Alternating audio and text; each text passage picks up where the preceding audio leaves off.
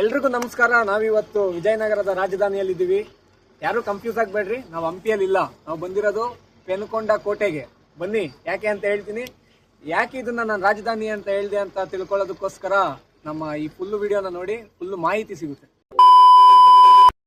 ಶಿವರಾತ್ರಿಯ ಪ್ರಯುಕ್ತ ನಾವು ಬಂದಿರೋದೇ ನಂದಿ ಜಾತ್ರೆಗೆ. ನಂದಿ ಜಾತ್ರೆಗೆ ಬರ್ತಾ ಇದ್ದಂಗೆ ನಮಗೆ ಕಾಣಿಸಿದ್ದೆ ಎದುರುಗಡೆ ತೇರು ಕೂಡ ರೆಡಿ ಆಗ್ತಾ ಇತ್ತು. ಹಾಗೆ ಪಕ್ಕದಲ್ಲಿ ಮಹಾಭಾರತ ನಾಟಕ ಕೂಡ ನಡೀತಾ ಇತ್ತು. ಅದನ್ನು ಹಾಗೆ ನೋಡಿಕೊಂಡು ಮುಂದೆ ಹೋಗಿದ್ದೆ ಕಣವೆ ಬಸವೇಶ್ವರ ದೇವಸ್ಥಾನಕ್ಕೆ. ಈ ಕಣವೆ ಬಸವೇಶ್ವರ ದೇವಸ್ಥಾನದ ವಿಶೇಷತೆ ಏನಂದರೆ, ಇಲ್ಲಿರುವಂಥ ಬೆಳೆಯುವ ನಂದಿ, ಇದನ್ನು ನೋಡಿಕೊಂಡು ನಾವು ಪಕ್ಕದಲ್ಲೇ ನಡೀತಾ ಇರೋವಂಥ ಒಂದು ಭಜನೆ ಕೂಡ ಸ್ವಲ್ಪ ಹೊತ್ತು ನೋಡಿದ್ವಿ. ಹಾಗೆ ಇಲ್ಲಿ ಪಕ್ಕದಲ್ಲಿ ಹೋರಿಗಳು ಪ್ರದರ್ಶನ ಇದ್ವು ಅಂತ ಅಲ್ಲೂ ಹೋದ್ವಿ. ರಾತ್ರಿ ಆಗಿರೋದ್ರಿಂದ ಹೋರಿಗಳೆಲ್ಲ ರೆಸ್ಟಿಂಗ್ ಮಾಡಲಿದ್ವು. ಹೋರಿಗಳಿಗೆಲ್ಲ ಯಾಕೆ ಡಿಸ್ಟರ್ಬ್ ಮಾಡೋದು ಅಂದ್ಬಿಟ್ಟು ನಾವೊಂದು ಲಾಂಗ್ ರೈಡ್ ಹೋಗೋಣ ಅಂತ ಡಿಸೈಡ್ ಮಾಡಿದ್ವಿ. ಹಾಗೆ ರೋಡ್ ಮಧ್ಯೆ ಒಂದು ಕ್ಯಾಂಪ್ ಫೈರ್ ಹಾಕ್ಕೊಂಡು ಎಲ್ಲರೂ ಸ್ವಲ್ಪ ಹೊತ್ತು ಮಾತಾಡ್ಕೊಂಡಿದ್ದಾದಮೇಲೆ ಪೆನುಕೊಂಡ ಕೋಟೆಗೆ ಹೋಗೋಣ ಅಂದ್ಬಿಟ್ಟು ಎಲ್ಲರೂ ಒಂದು ನಿರ್ಧಾರ ಮಾಡಿಬಿಟ್ಟು ನಮ್ಮ ಜರ್ನಿ ಇಲ್ಲಿಂದ ಸ್ಟಾರ್ಟ್ ಆಯಿತು ಪೆನುಕೊಂಡ ಕೋಟೆ ಕಡೆಗೆ. ನಾವು ಡೆಸ್ಟಿನೇಷನ್ ರೀಚ್ ಆಗ್ತಾ ಇದ್ದಂಗೆ ನಮ್ಮನ್ನು ವೆಲ್ಕಮ್ ಮಾಡಿದ್ದೆ ಶ್ರೀಕೃಷ್ಣ ದೇವರಾಯರು. ಅವ್ರಿಗೊಂದು ನಮಸ್ಕಾರ ಹಾಕ್ಕೊಂಡು ಹಂಗೆ ನಮ್ಮ ಜರ್ನಿ ಕಂಟಿನ್ಯೂ ಆಗಿದ್ದೆ ಪೆನುಕೊಂಡ ಹಿಲ್ಸ್ ಕಡೆಗೆ. ಹಾಗೆ ಹೋಗ್ತಾ ಇದ್ದರೆ ರೋಡ್ ಮಧ್ಯ ನಮಗೆ ಬಿಜಾಪುರ ಸುಲ್ತಾನರ ಕಾಲದ ಕೆಲವೊಂದು ಕಟ್ಟಡಗಳು ಕೂಡ ಕಾಣಿಸಿದ್ವು. ಹಂಗೆ ಗಾಡಿ ಓಡಿಸ್ಕೊಂಡು ಸ್ವಲ್ಪ ಮುಂದೆ ಹೋಗ್ತಾ ಇದ್ದಂಗೆ ಸೂರ್ಯ ಅವರ ಕೆಲಸಕ್ಕೆ ಹಾಜರಾಗ್ತಾ ಇದ್ರು. ಹಾಗೆ ಮುಂದೆ ಹೋದ್ವಿ. ಒಂದೊಳ್ಳೆ ಸನ್ರೈಸ್ ಕೂಡ ಕಾಣಿಸ್ತು. ಆ ಫುಲ್ಲು ಬೆಟ್ಟಗಳ ನಡುವೆ ಆ ಮೋಡಗಳು ಸೂರ್ಯ ಉದಯಿಸ್ತಾ ಇದ್ರೆ ನೋಡೋದೇ ಒಂಥರ ಚೆಂದ. ಇದೊಂಥರ ಬೈಕರ್ಸ್ಗೆ ಸ್ವರ್ಗ ಅಂತಲೇ ಹೇಳ್ಬೋದು ಈ ಪೆನುಕೊಂಡ ಹಿಲ್ಸು. ಪೆನುಕೊಂಡ ಹಿಲ್ಸು ಸನ್ರೈಸ್ಗೆ ತುಂಬ ಫೇಮಸ್ಸು. ಇಲ್ಲಿಗೆ ಬರ್ತಾ ಇದ್ದಂಗೆ ನಮಗೊಂದೊಳ್ಳೆ ಸನ್ರೈಸ್ ಕೂಡ ಕಾಣಿಸ್ತು. ಅದು ಹಂಗೆ ಬೆಟ್ಟದ ಮೇಲ್ಗಡೆ ಒಂದು ಹಳೆಯ ಕಾಲದ ದೇವಸ್ಥಾನದ ಗೋಪುರ ಕಾಣಿಸ್ತು. ಬನ್ನಿ ಆ ಕಡೆಗೆ ಹೋಗೋಣ.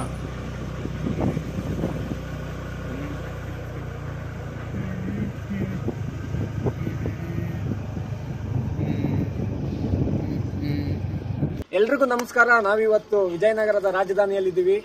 ಯಾರು ಕನ್ಫ್ಯೂಸ್ ಆಗಬೇಡ್ರಿ, ನಾವು ಹಂಪಿಯಲ್ಲಿ ಇಲ್ಲ. ನಾವು ಬಂದಿರೋದು ಪೆನುಕೊಂಡ ಕೋಟೆಗೆ.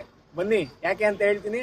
ಯಾಕೆ ಇದನ್ನ ನಾನು ರಾಜಧಾನಿ ಅಂತ ಹೇಳಿದೆ ಅಂತ ತಿಳ್ಕೊಳ್ಳೋದಕ್ಕೋಸ್ಕರ ನಮ್ಮ ಈ ಫುಲ್ ವಿಡಿಯೋನ ನೋಡಿ, ಫುಲ್ ಮಾಹಿತಿ ಸಿಗುತ್ತೆ. ನಾನು ಯಾಕೆ ಆ ಥರ ಹೇಳಿದೆ ಅಂದರೆ, ಈ ಕೋಟೆನ ವಿಜಯನಗರ ಸಾಮ್ರಾಜ್ಯದ ಆಧೀನದಲ್ಲಿ ವಿರೂಪಣ್ಣ ಅನ್ನೋರು 15ನೇ ಶತಮಾನದಲ್ಲಿ ಕಟ್ತಾರೆ. ಈ 15ನೇ ಶತಮಾನದಲ್ಲಿ ವಿಜಯನಗರ ಸಾಮ್ರಾಜ್ಯ ಅಂತ್ಯ ಆಗೋ ಟೈಮಲ್ಲಿ ಇದನ್ನ 2ನೇ ರಾಜಧಾನಿಯಾಗಿ ಆಯ್ಕೆ ಮಾಡ್ಕೊಳ್ತಾರೆ. ನಂತರ ಇಲ್ಲೇ ಆಳ್ವಿಕೆ ಕೂಡ ನಡೆಸ್ತಾರೆ. ವಿಜಯನಗರದ ಪತನದ ನಂತರ ಈ ಕೋಟೆ ಬಿಜಾಪುರ ಸುಲ್ತಾನರ ಅಧೀನಕ್ಕೆ ಹೋಗುತ್ತೆ. ನಂತರ ನಮ್ಮ ಮೈಸೂರು ಒಡೆಯರ ಅಧೀನಕ್ಕೆ ಹೋಗುತ್ತೆ. 1799ರಲ್ಲಿ ಟಿಪ್ಪುನ ಮರಣ ನಂತರ ಈ ಕೋಟೆ ಬ್ರಿಟಿಷರ ವಶವಾಗುತ್ತೆ.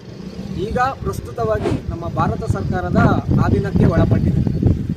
ಈ ಪೆನುಕೊಂಡ ಕೋಟೆ ಬೆಂಗಳೂರಿಂದ 140ರಿಂದ 150 ಕಿಲೋಮೀಟರ್ ಇದೆ. ಇದು ಏನಕ್ಕೆ ಫೇಮಸ್ ಅಂದರೆ, ಒಂದು ಪ್ಯಾರೋನಾಮಿಕ್ ವ್ಯೂ, ಇನ್ನೊಂದು ಈ ಜಿಗ್ಜಾಗ್ ರೋಡ್. ಟೋಟಲ್ಲು 20 ಏರ್ಪಿನ್ ಬೆಂಡ್ಸ್ ಇದೆ. ಇದು ರೈಡರ್ಸ್ಗೆ ಒಂಥರ ಸ್ವರ್ಗ ಅಂತಾನೆ ಹೇಳ್ಬೋದು.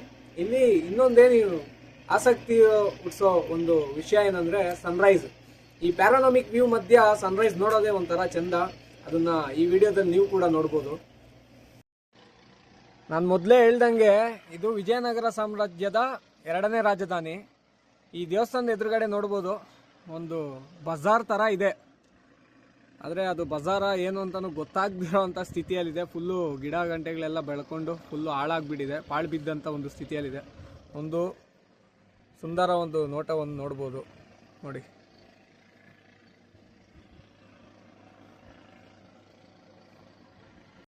ಈ ದೇವಸ್ಥಾನದ ಒಂದು ಹೊರಭಾಗ ನೋಡಿದ್ರೆ ಯಾವುದೋ ಒಂದು ಪುರಾತನ ದೇವಸ್ಥಾನ ಅಂತಾನೆ ಕಾಣಿಸುತ್ತೆ. ಬನ್ನಿ ಒಳಗೋಗಿ ನೋಡೋಣ ಇದು ಹೇಗೆ ಥರ ಇದೆ ಅಂತ.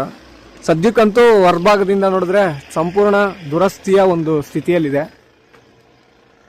ನಾವು ಒಳಗೆ ಹೋಗ್ತಾ ಇದ್ದಂಗೆ ಗೊತ್ತಾಗುತ್ತೆ ಫುಲ್ಲು ಈ ಬೇಲಿ ಗಿಡಗಳಿಂದಾನೇ ತುಂಬಿಕೊಂಡಿದೆ. ಒಂದು ಸಾರ್ವಜನಿಕರ ಒಂದು ನಿರ್ಲಕ್ಷ್ಯ. ಇಲ್ಲಿ ನೋಡ್ಬೋದು ಅವರ ದಿನನಿತ್ಯದ ಒಂದು ಕಸನೆಲ್ಲ ಎತ್ಕೊಂಡ್ಬಂದ್ಬಿಟ್ಟು ಈ ದೇವಸ್ಥಾನದಲ್ಲೇ ಹಾಕ್ಬಿಟ್ಟು ಇದನ್ನ ಒಂದು ಕಸ ವಿಲೇವಾರಿ ಕ್ಷೇತ್ರವನ್ನಾಗಿ ಮಾಡಿಬಿಟ್ಟಿದ್ದಾರೆ. ಮತ್ತೆ ಬನ್ನಿ ಹಂಗೆ ಮುಂದೆ ಹೋಗೋಣ.